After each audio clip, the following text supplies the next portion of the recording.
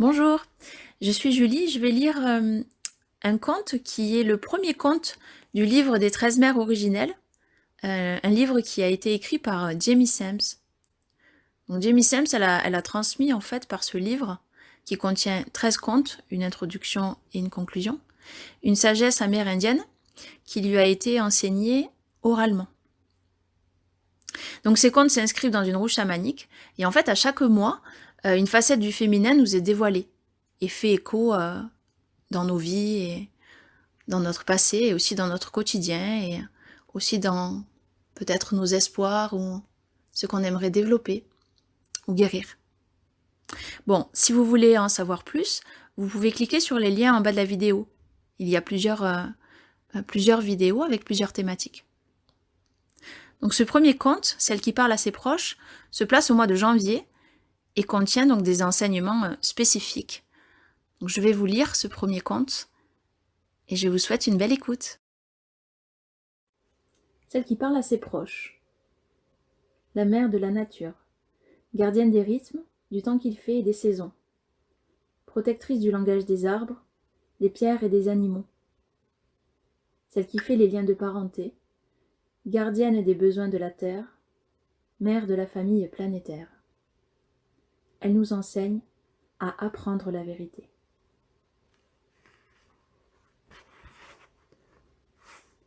Tisser des liens de parenté. Celle qui parle à ses proches, s'émerveiller de la luxuriance des forêts et des vallées verdoyantes de la terre-mère. Les grandes montagnes de glace n'avaient pas encore dérivé vers le sud, ce qui laissait un peu de répit au seul endroit de terre qui émergeait, l'île de la Tortue. La vie grouillait dans tous les recoins de cette terre ensoleillée où les plantes poussaient avec bonheur. Elle s'étira et leva les bras vers la lumière de grand-père Soleil. « Oh, quel plaisir d'être vivant !» soupira-t-elle pour elle-même. À cet instant, un mouvement furtif, presque imperceptible, attira son attention.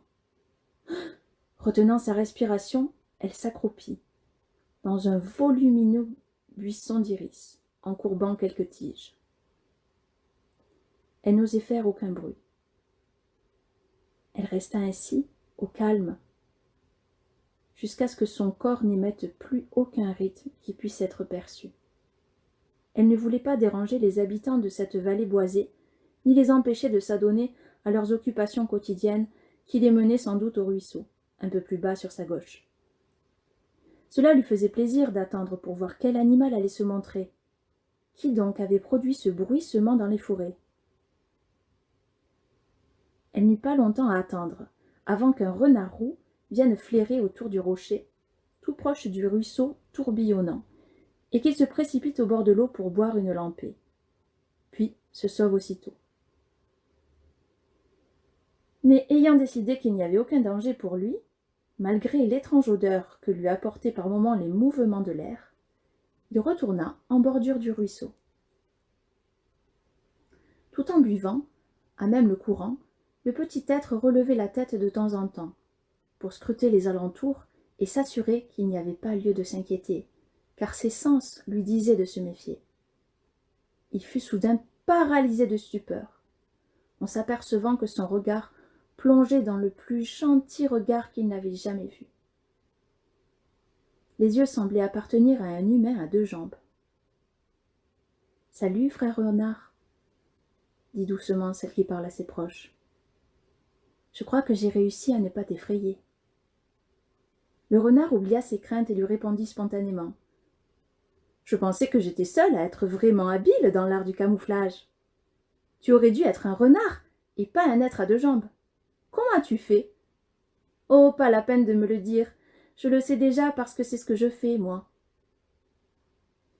Eh bien, renard, tu vas peut-être être étonné d'entendre que j'ai marché sur la terre pendant de nombreux jours et de nombreuses nuits afin d'apprendre à connaître tous mes proches, répliqua-t-elle. Il est important pour moi de comprendre la façon de faire de tous mes enfants, parce que je suis la mère de la nature. Je dois connaître les besoins de chacun, des animaux qui enseignent, ainsi que les besoins des plantes et des pierres, pour pouvoir servir au mieux ma famille. Le renard la regarda, il vit qu'elle disait la vérité. Il commença à se demander comment il se faisait que cette belle et généreuse personne à 2 jambes ait choisi de lui parler. Mais il avait peur de lui poser la question. Il fut ramené à lui par un rire enchanteur, le plus mélodieux qu'il ait jamais entendu, qui résonna dans le vallon. « Oh, renard, dit-elle, tu es un maître dans l'art de te rendre invisible. Mais tu as oublié de cacher tes pensées. Ne sais-tu pas que j'ai la connaissance de la vérité enfouie dans les cœurs et les esprits de chaque être vivant? Tu ne dois pas avoir peur de me demander quoi que ce soit. Loi m'a appris à entrer dans la spirale sacrée du rythme, pour être en harmonie avec tous mes enfants. Ayant appris la vérité des rythmes, je suis devenue capable de faire que nos pensées et nos cœurs fusionnent, en sorte qu'il n'y ait plus de séparation entre nous.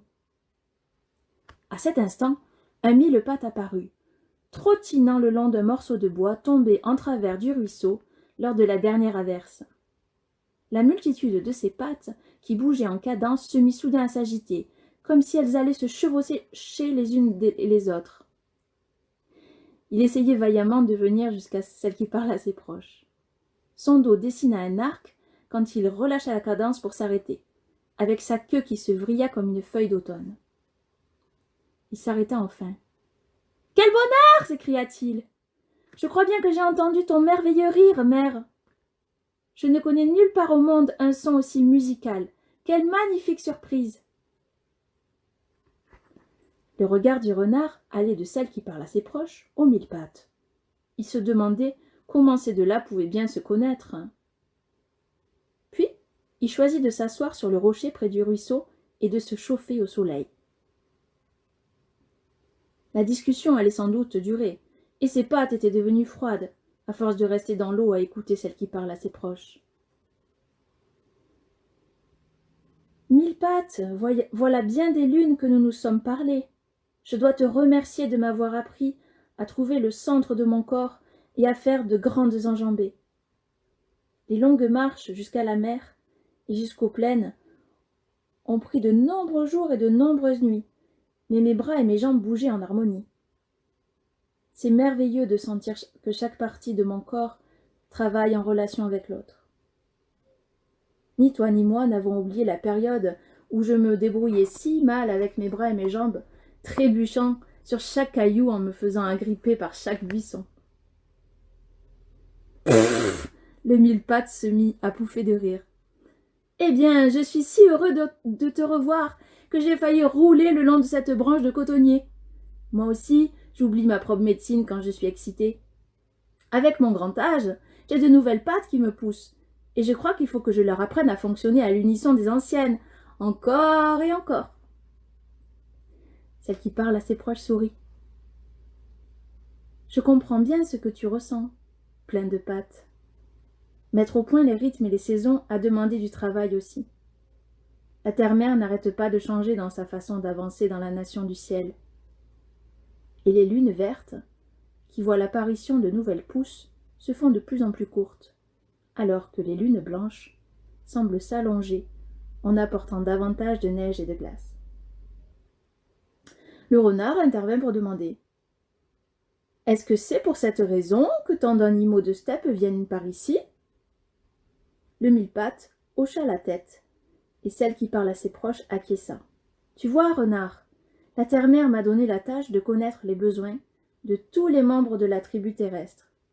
Je peux ainsi l'aider dans sa recherche de la façon juste de traverser la nation du ciel. Finalement, il y aura 4 saisons et 4 vents de changement qui aideront chacun de nous à trouver des rythmes harmonieux. Les 3 lunes blanches nous donneront une période de repos, pendant le temps où des êtres de glace couvriront la terre. Puis, les lunes vertes viendront, sur 3 cycles, apporter une vie nouvelle au peuple des Pôlantes. Et les 3 lunes jaunes amèneront la période de maturité et de plénitude. Enfin, les 3 lunes rouges suivront, apportant le temps de la moisson. Et la 13e lune est la lune bleue, celle du moment où tous les enfants de la terre trouvent leur capacité naturelle à changer ou à se transformer. Le mille-pattes soupira et sourit. Ce sera vraiment bien de voir cela, mère, et nous te remercions tous pour le travail que tu fais là pour nous. Celle qui parle à ses proches était heureuse de son apprentissage de la vérité sur la façon de nourrir les besoins de tous les enfants de la terre. Heureuse aussi d'apprendre à connaître la médecine de chacun. La vie était bonne. Chaque journée apportait de nouveaux enseignements à recevoir, de nouvelles vérités à explorer et de nouveaux rythmes à ajouter ensemble. Elle était en train de réaliser qu'elle se familiarisait avec les formes de vie en entrant dans le flux rythmique de chacune. Elle y écoutait le tambour intérieur des battements du cœur de cet être. Et voilà qu'elle se souvint de la façon dont elle avait appris cela. Sous les chauds rayons de lumière orange que grand-père Soleil dardait à travers ses paupières closes, elle se laissa dériver jusqu'à ce temps d'il y a bien longtemps. Elle vit le cygne qui nageait sur un lac de haute montagne. Cette journée-là avait été exceptionnellement chaude. Celle qui parle à ses proches avait conversé avec le jet bleu, qui lui donnait alors son enseignement sur les médecines et talents du peuple qui se tient dressé, le peuple des arbres. Le jet bleu n'allait pas parler pour eux, parce que les arbres peuvent s'exprimer. Et celle qui parle à ses proches lui avait demandé de l'accompagner. Sa médecine à elle consistait à utiliser l'intuition pour dire ce qui est vrai, mais en ce temps-là, elle commençait seulement à utiliser son corps pour ressentir les choses. N'étant pas très sûre de ses nouvelles facultés, elle avait demandé au jet bleu de l'assister. Pendant des heures, les deux amis s'étaient assis auprès du peuple qui se tient dressé, à écouter quand le chef du vent soufflait doucement à travers les branches des arbres, donnant vie à leur voix. Au cours de cette journée, celle qui parle à ses proches avait tout d'abord fait l'expérience de la frustration humaine. Elle avait été en mesure de comprendre la médecine du tremble, le prophète qui porte en lui la médecine de l'observation. En effet, elle avait vu sur le tronc du tremble les formes semblables à des yeux, à chacun des endroits où une branche s'était séparée et était tombée. Elle avait pu ressentir la médecine de la paix intérieure lorsqu'elle s'était assise au pied du pin et avait posé son dos sur son tronc robuste. Elle avait éprouvé la médecine d'équilibre donnée par le cornouiller lorsqu'elle avait vu ses fleurs s'ouvrir, les pétales indiquant les 4 directions du cercle sacré.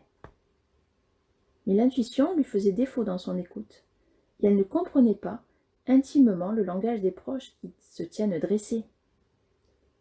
Le jet bleu fut très gentil avec elle. Il proposa de faire une pause dans l'apprentissage, car il voyait bien qu'elle était au bord des larmes à cause de sa frustration. Elle est ô combien humaine, et pourtant si inhumaine dans son acharnement à traiter toute chose avec autant de considération, pensa-t-il en lui-même. Je n'ai pas peur de lui parler en vérité, parce que, plus que tout au monde, ce qu'elle veut apprendre, c'est ce qui est vrai. Et mon intuition me dit qu'elle doit aussi apprendre à se reposer, quand les rythmes de son corps ont été poussés au-delà de ses capacités d'endurance. Cela doit être difficile pour elle, de ne plus exister sous forme d'esprit, et de devoir se limiter à la perception d'un corps humain.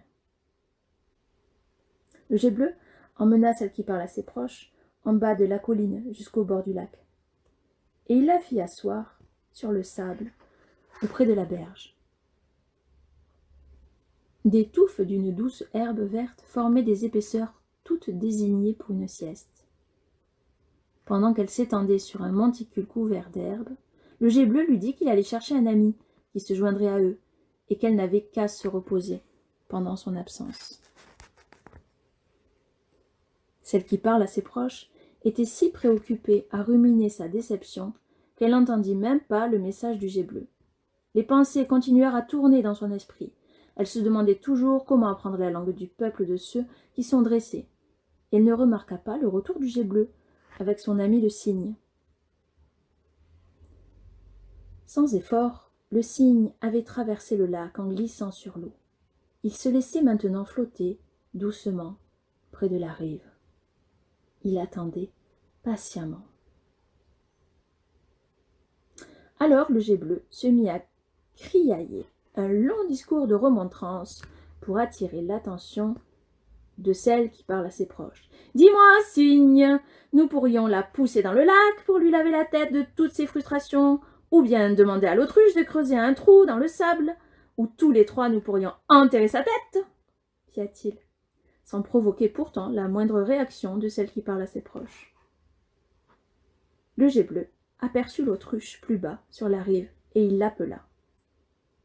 Pendant qu'elle trottinait vers eux, il continua sa tirade moqueuse. « Ça y est, voilà l'autruche, elle va te montrer comment enfuir ta tête dans le sable plutôt que dans d'inutiles insatisfactions, lança-t-il, suffisamment fort pour que l'autruche entende. Celle qui parle à ses proches restait perdue dans ses pensées agitées, cependant que l'autruche s'avançait maintenant d'un pas nonchalant, en haussant les épaules, et en se demandant pourquoi faire de cette jeune femme perturbée. Le cygne continuait d'attendre patiemment. Mais le jet bleu et l'autruche étaient bien résolus à capter l'attention de la jeune femme. Avec un petit rire conspirateur, le jet bleu vint se poser à côté d'elle sur un morceau de bois échoué, et l'autruche se pencha pour donner un petit coup de bec sur le nez de celle qui parle à ses proches. Ah ! Celle-ci poussa un cri, non pas de douleur, car l'autruche y était allée très doucement, mais de surprise, à cause du choc de découvrir soudain de si près 2 yeux les plus énormes qu'elle ait jamais vus, avec leurs lourdes paupières plissées. Tout le monde éclata de rire, sauf elle, muette de stupéfaction. Le jet bleu en déduisit ouvertement qu'elle était sans doute muselée par ses propres ruminations. Le cygne lui répondit que l'autruche, dont la médecine et comment interagir avec les autres à travers la communication, pouvait lui donner un coup de pouce, sinon un coup d'aile, à présent qu'il avait l'attention de celle qui parle à ses proches. Chaque commentaire provoquait de nouveaux éclats de rire, jusqu'à ce que la jeune femme se rende enfin compte du ridicule de la situation et se joigne à eux.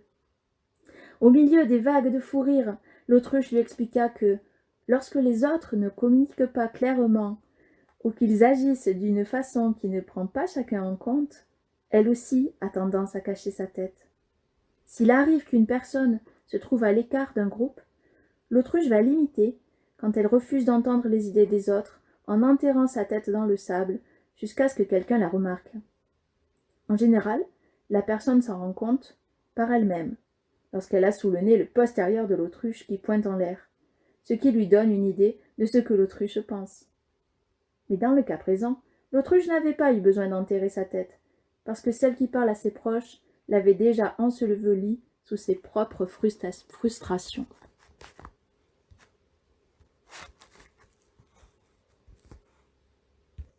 Le rire avait complètement transformé l'atmosphère de l'après-midi, et celle qui parle à ses proches se sentit de nouveau l'esprit frais, portant attention à ce qui se passait, au lieu de se demander pourquoi les limitations humaines venaient restreindre sa faculté naturelle à connaître directement les choses.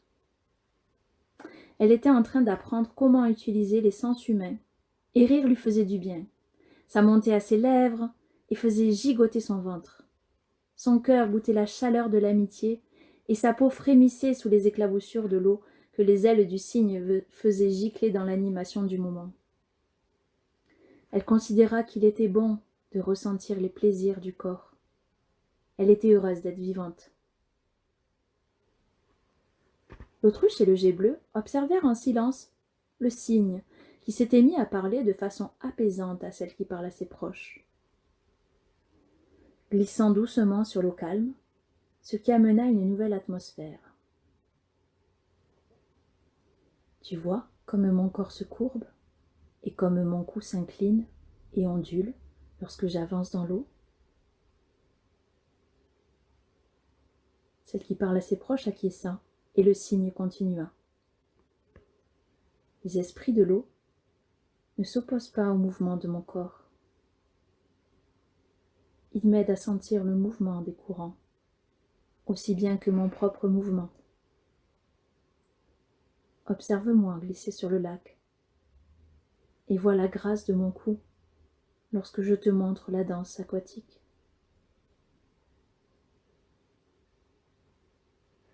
Celle qui parle à ses proches s'apaisait de plus en plus, captivée par les rythmes du cygne. On aurait dit qu'un petit souffle d'air avait amené dans son corps le bercement des vagues qu'offraient les esprits de l'eau.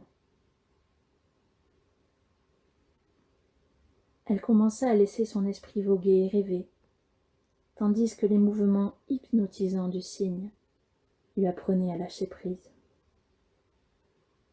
Quand elle s'éveilla de ce rêve, elle avait compris comment apprendre le langage de chaque chose vivante.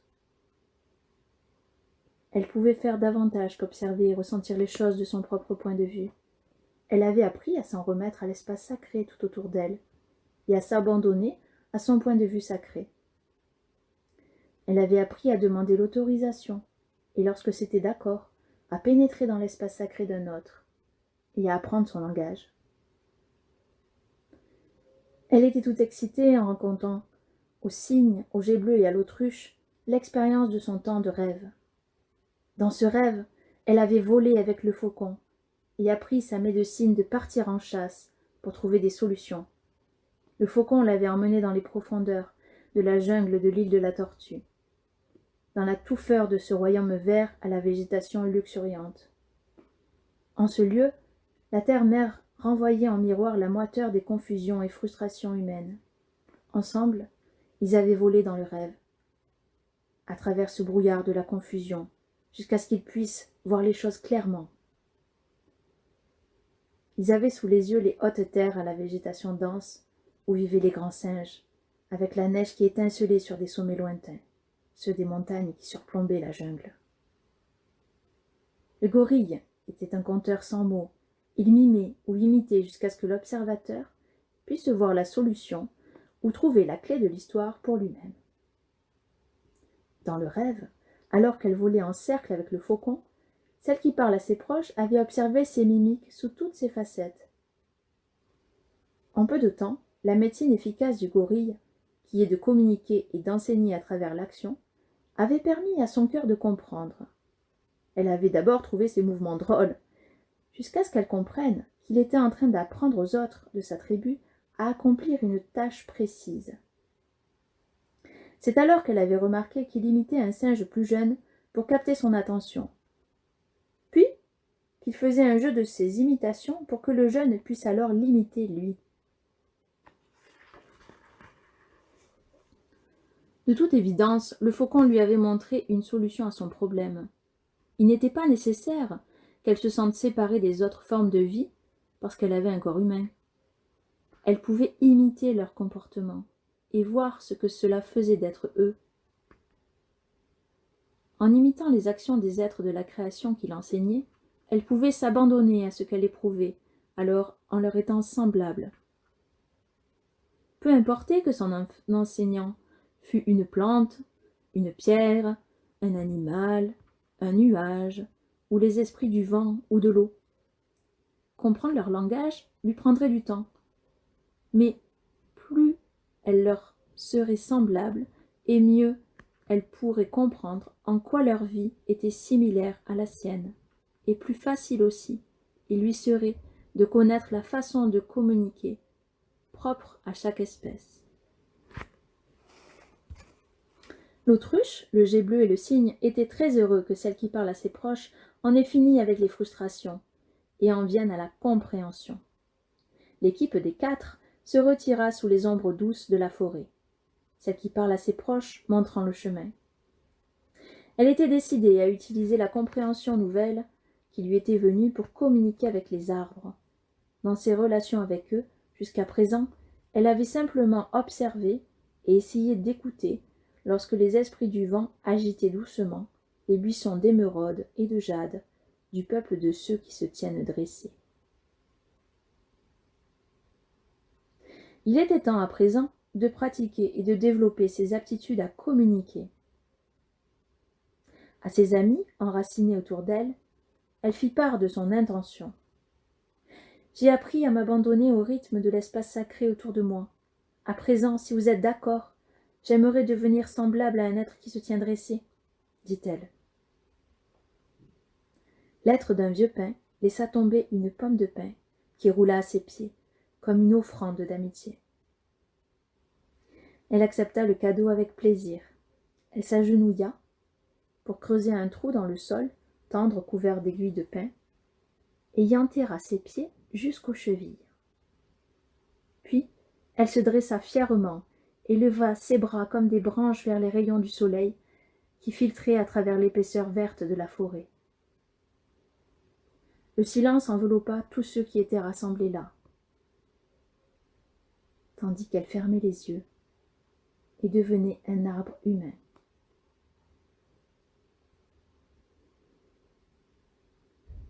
C'est alors qu'elle entendit les voix du peuple de ceux qui se tiennent dressés, qui s'élevaient de leur cœur de bois et parlaient au sien.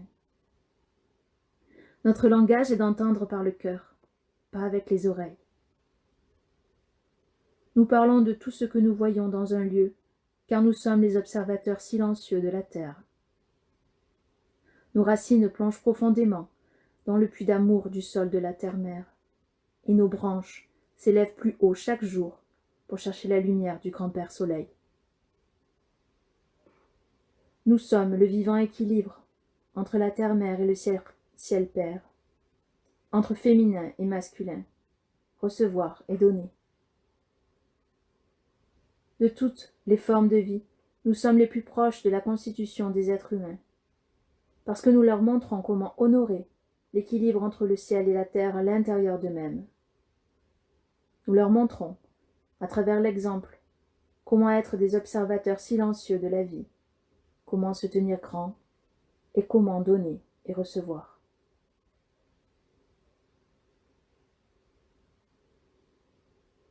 Rien n'agitait la forêt. Aucun souffle de vent ne faisait frémir les branches du peuple des arbres. Et pourtant, celle qui parle à ses proches entendit la voix du vieux séquoia. Il lui montra avec ses bras ouverts au-dessus d'elle. Son corps créait 2 cercles. Ces cercles formaient la figure d'un 8. Le cercle du haut rencontrait le cercle du bas dans son cœur. Celui du haut embrassait la nation du ciel, et celui du bas la connectait au centre de la terre-mère. C'était comme si elle se tenait au sommet d'un cercle et tenait l'autre cercle au-dessus d'elle, son corps réalisant la connexion ou le croisement des deux. Il y a 2 roues de médecine de la vie, dit le séquoia. Les êtres humains, tout comme le peuple des arbres, ont la possibilité de réaliser l'équilibre entre le ciel et la terre. Quand les êtres à 2 jambes arrivent au meilleur de leur potentiel, la roue du ciel leur apporte les messages du monde de l'esprit à travers leur cœur humain. La roue de la terre permet aux plantes, aux pierres, aux animaux et aux éléments de la nature d'être les enseignants de la terre-mère et les interprètes de ces messages spirituels. Les êtres humains sentent et comprennent les messages que le grand mystère leur envoie en observant les actions de ces enseignants qui en sont la contrepartie planétaire. En se rencontrant dans le cœur, les 2 roues de médecine montrent que le ciel et la terre, le spirituel et le matériel sont égaux et sont un. Vois-tu, la seule véritable limitation de l'être humain vient lorsque son cœur est fermé.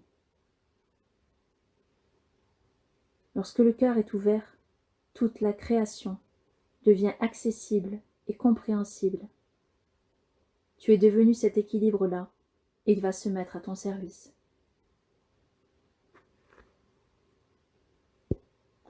Le souvenir de ce temps et des enseignements reçus emplit le corps de la mère de la nature d'un sentiment de chaleur, la ramenant doucement au moment présent.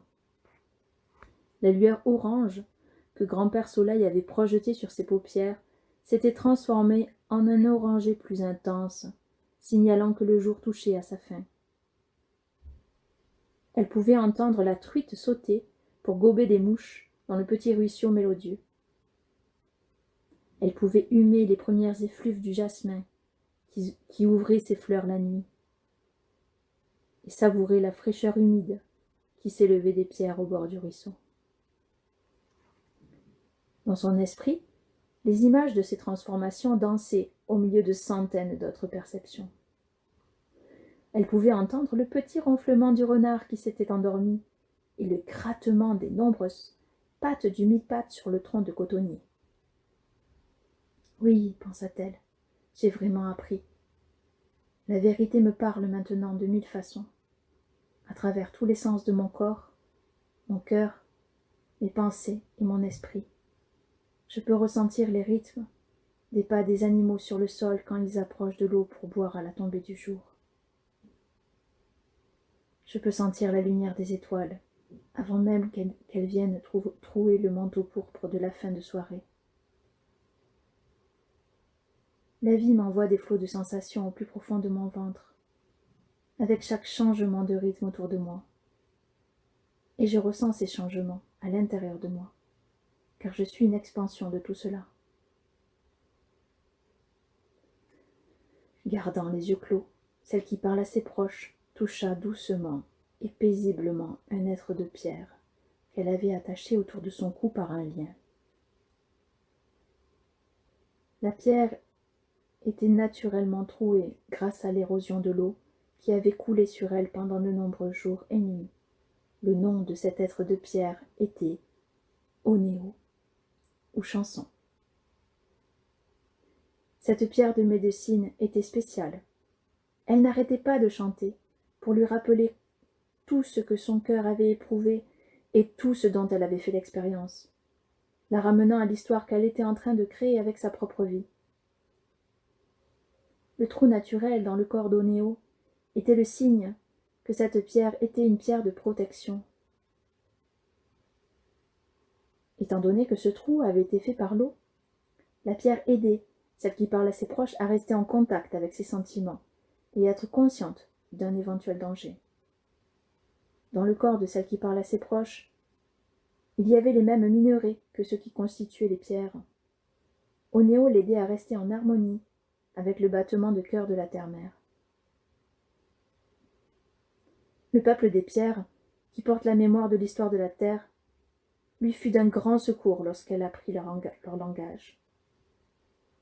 Dans ses explorations, elle en était arrivée à comprendre les aspects des pierres de la même façon que le langage des arbres. Grâce au peuple des pierres, elle put savoir que toutes les forces de la nature ont des cycles, et que ces cycles participent à la croissance générale. Elle avait acquis la faculté de revoir l'histoire de tout ce qui s'était passé sur Terre, et l'évolution naturelle de chaque chose lui était montrée, telle que les pierres en avaient gardé la mémoire. Leurs cousins de la mer, les coquillages, lui avaient enseigné à écouter le rythme des marées et des cycles de son propre corps. Le peuple des nuages lui avait montré les visages et les formes de toutes les choses dans la nature. Lorsque l'un des enfants de la terre était en danger, le visage de celui qui appelait à l'aide se formait dans les nuages. Devant elle, les chefs de clan de l'air, de la terre, de l'eau et du feu s'étaient mélangés, puis séparés, pour lui montrer les forces créatrices à l'œuvre dans la nature. Avec ce système de connaissances fermement ancré dans son cœur, celle qui parle à ses proches fut capable de commander au temps qu'il apporte des pluies bienfaisantes ou qu'il fasse jaillir des flots de lave pour maintenir l'équilibre nécessaire sur la planète. Apprendre la vérité est une aventure sans fin, ainsi qu'une source constante de satisfaction, songea-t-elle. C'est une bénédiction pour moi d'avoir cette soif d'apprendre, la joie de découvrir et le désir de servir ma parenté. J'ai appris le langage de chacun de ceux qui constituent la tribu terrestre.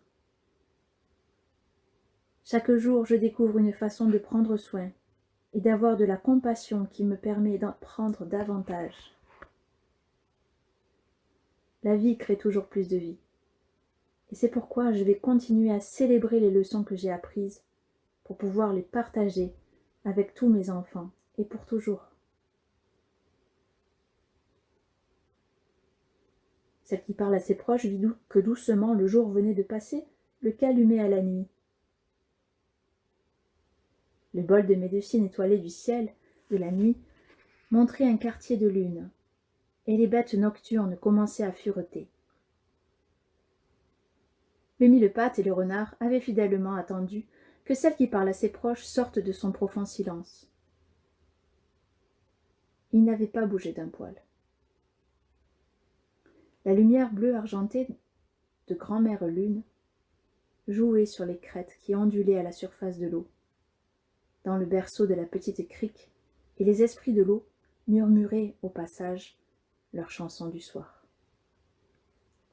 Quand celle qui parle à ses proches s'adressa à ses amis, elle murmura : « Cela me fait plaisir que vous m'ayez attendu, les enfants. Pendant mon silence, je me suis souvenu de tant de choses que j'avais apprises à propos des vérités présentes dans chacune des existences qui font partie de la création. Et je me suis rappelé que je peux apprendre bien davantage encore dans notre monde en perpétuelle évolution. » Le mille-pattes fit une boule de son petit corps et roula le long de la branche jusqu'à celle qui parle à ses proches. « Mère, peut-être ta sagesse grandissante est-elle semblable à mes pattes qui se multiplient ? Peut-être qu'il me pousse de nouvelles pattes parce que je deviens plus âgée et plus sage. Je suppose que chacun de nos proches a une façon bien à lui de mesurer le chemin qu'il accomplit dans sa vie sur la bonne route rouge. » Celle qui parle à ses proches répliqua : « Oui, mille-pattes, nous avons tous notre façon unique d'acquérir de la sagesse, mais notre façon de partager notre langage et notre compréhension des choses est la clé de notre croissance commune en une famille planétaire. » Le renard se mit à rire et fit bouger ses moustaches avant d'intervenir. « Voilà une clé que je comprends, mère. Le renard est le protecteur de la famille planétaire parce que personne ne peut apprendre les médecines et les langages de la nature s'il ne peut voir ce qu'il a juste sous les yeux. Toute la sagesse reste camouflée, comme moi, tant que les gens croient dans le monde invisible qui ne devient visible que lorsqu'ils ouvrent leur cœur à la compréhension et à l'apprentissage de la vérité. » La mère de clan du premier cycle lunaire sourit. Être la mère de la nature signifiait qu'elle pourrait suivre tout ce qui lui viendrait naturellement. À cet instant, son cœur était si plein d'amour qu'il était naturel qu'il déborde pour se répandre sur le monde, et qu'elle fasse savoir aux enfants de la terre qu'ils n'étaient pas oubliés, et que leurs besoins seraient satisfaits. Celle qui parle à ses proches avait appris la vérité concernant le fait d'être dans un corps humain. C'était au tour de ces enfants humains de le découvrir pour eux-mêmes. Chaque fois qu'un individu à deux jambes ouvrirait son cœur ou apprendrait ce qui est vrai au sein de la famille planétaire, elle serait là pour l'enseigner. Quand ceux de la tribu humaine ouvriraient leur cœur avec respect à toute chose vivante, elle serait là pour veiller à ce qu'ils prennent soin d'eux-mêmes en se respectant et qu'ils se considèrent les uns et les autres avec bienveillance. Et lorsque les cycles des saisons apporteraient des souffrances à la race humaine, elle serait longue, guérisseur, présent dans le monde de la nature autour d'eux. Le monde intangible de l'esprit, qui réside dans le monde tangible, attend d'être découvert. Ces enfants humains seront les derniers à réaliser ces vérités. Elle fut réjouie de savoir que l'arrogance humaine fondrait un jour jusqu'à disparaître. Ce jour-là se lèverait lorsque les cycles et les saisons apporteraient des êtres désireux d'abandonner les souffrances et de revenir à leur cœur comme à leur véritable maison. Oui, la vie est bonne, souffla-t-elle, dans la nuit remplie d'étoiles, juste assez fort pour que ceux dont le cœur était ouvert puissent l'entendre.